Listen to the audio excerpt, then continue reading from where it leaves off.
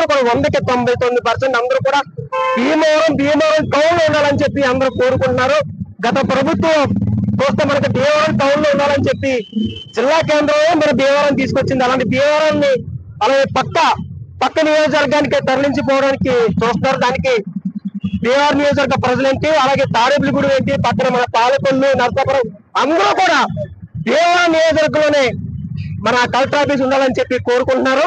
వెంటనే మన ఇప్పుడున్న కూటమి ప్రభుత్వం అంటే మన సెంట్రల్ మినిస్టర్ గారు ఉన్నారు, మన ఎమ్మెల్సీ కోయ మోషన్ రాజు గారు ఉన్నారు, మరి ఇంకొక ఎమ్మెల్సీ మన పాక దక్షిణాని గారు ఉన్నారు, అలాగే మన ఎమ్మెల్యే గారు ఉన్నారు. బీజేపీ, తెలుగుదేశం, జనసేన నాయకులు అందరూ పెద్ద నాయకులందరూ కూడా భీమవరంలో ఉన్నారు.